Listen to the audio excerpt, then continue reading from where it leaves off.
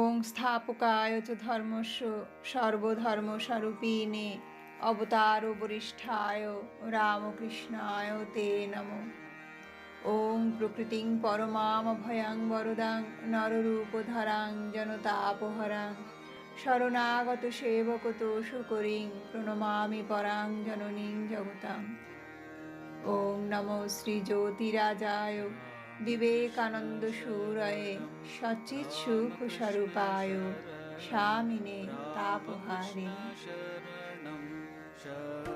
ওং নমো শ্রী গুরুর ব্রহ্মা গুরুর বিষ্ণু গুরুর্দেব মহেশ্বর গুরুরেব পরম ব্রহ্ম তস্मै শ্রী গুরবে নমঃ।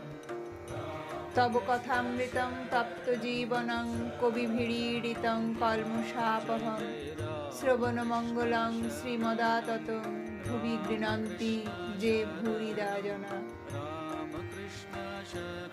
আজ আমি শ্রী শ্রী রামকৃষ্ণ কথামৃত থেকে শ্রীরামকৃষ্ণ ভক্ত সঙ্গে এই অংশের দ্বিতীয় পরিচ্ছেদের বাকি অংশ পাঠ করছি।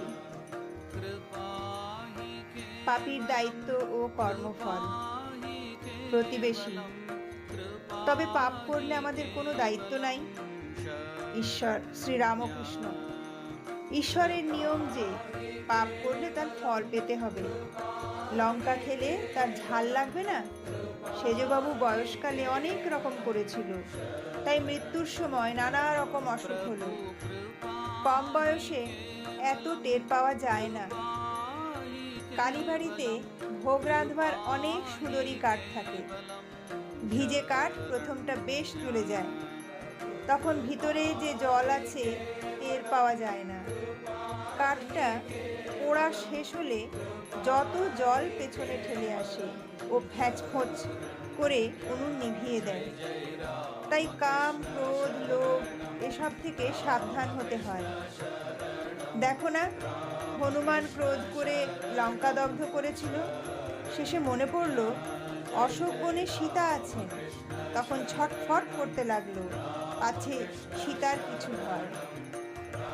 প্রতিবেশী: তবে ঈশ্বর দুষ্ট লোক করলেন কেন? শ্রীরামকৃষ্ণ: তার ইচ্ছা, তার লীলা, তার মায়াতে বিদ্যাও আছে, অবিদ্যাও আছে। অন্ধকারেরও প্রয়োজন আছে। অন্ধকার থাকলে আলোর আরও মহিমা প্রকাশ হয়। কাম, ক্রোধ, লোভ খারাপ জিনিস বটে, তবে তিনি দিয়েছেন কেন? মহৎ লোক তয়ের করবেন বলে। ইন্দ্রিয় জয় করলে মহৎ হয়। জিতেন্দ্রিয় কি না করতে পারে? ঈশ্বর লাভ পর্যন্ত তার কৃপায় করতে পারে। আবার অন্যদিকে দেখো, কাম থেকে তার সৃষ্টিলীলা চলছে। দুষ্ট লোকেরও দরকার আছে। একটি তালুকের প্রজারা বড়ই দুর্দান্ত হয়েছিল, তখন গোলক চৌধুরীকে পাঠিয়ে দেওয়া হলো। তার নামে প্রজারা কাঁপতে লাগলো। এত কঠোর শাসন, সবই দরকার। সীতা বললেন, রাম, অযোধ্যায় সব অট্টালিকা হতো তো বেশ হতো। অনেক বাড়ি দেখছি ভাঙা পুরানো। রাম বললেন, সীতা, সব বাড়ি সুন্দর থাকলে মিস্ত্রিরা কি করবে? সকলের হাস্য। ঈশ্বর সব রকম করেছেন, ভালো গাছ, বিষ গাছ, আবার আগাছাও করেছেন। জানোয়ারদের ভিতর ভালো মন্দ সব আছে। বাঘ, সিংহ, সাপ সব আছে। সংসারেও ঈশ্বর লাভ হয়, সকলেরই মুক্তি হবে। প্রতিবেশী: মহাশয়, সংসারে থেকে কি ভগবানকে পাওয়া যায়? শ্রীরামকৃষ্ণ: অবশ্য পাওয়া যায়, তবে যা বললুম, সাধুসঙ্গ আর সর্বদা প্রার্থনা করতে হয়। তার কাছে কাঁদতে হয়। মনের ময়লাগুলো ধুয়ে গেলে তার দর্শন হয়।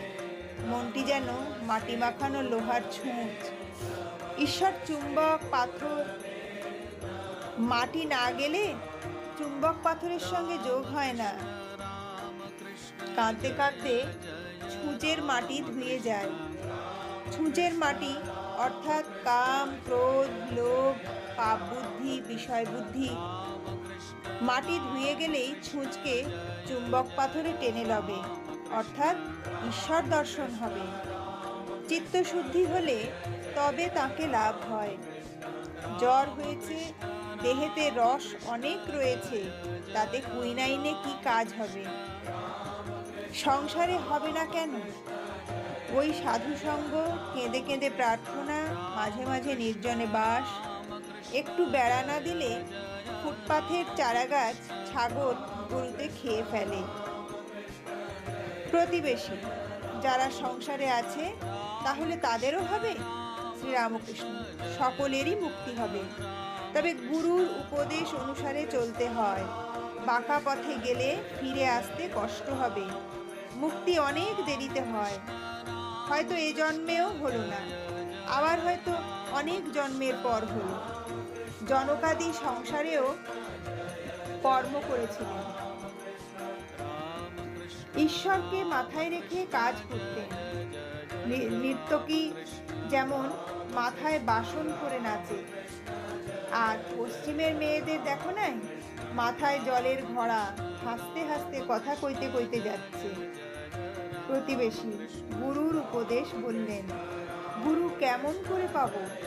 শ্রীরামকৃষ্ণ: যে সে লোক গুরু হতে পারে না, বাহাদুরি কাঠ নিজেও ভেসে চলে যায়, অনেক জীবজন্তুও চলে যেতে পারে। হাবাতে কাঠের উপর চড়লে কাঠও ডুবে যায়, যে চড়ে সেও ডুবে যায়। তাই ঈশ্বর যুগে যুগে লোকশিক্ষার জন্য নিজে গুরুরূপে অবতীর্ণ হন। সচ্চিদানন্দই গুরু। জ্ঞান কাকে বলে আর আমি কে? ঈশ্বরই কর্তা আর সব অকর্তা, এর নাম জ্ঞান। আমি অকর্তা, তার হাতের যন্ত্র। তাই আমি বলি, মা তুমি যন্ত্রী, আমি যন্ত্র। তুমি ঘরণী, আমি ঘর। আমি গাড়ি, তুমি ইঞ্জিনিয়ার। যেমন চালাও তেমন চলি, যেমন করাও তেমন করি, যেমন বলাও তেমন বলি। না হম না হম, তুহু তুহু।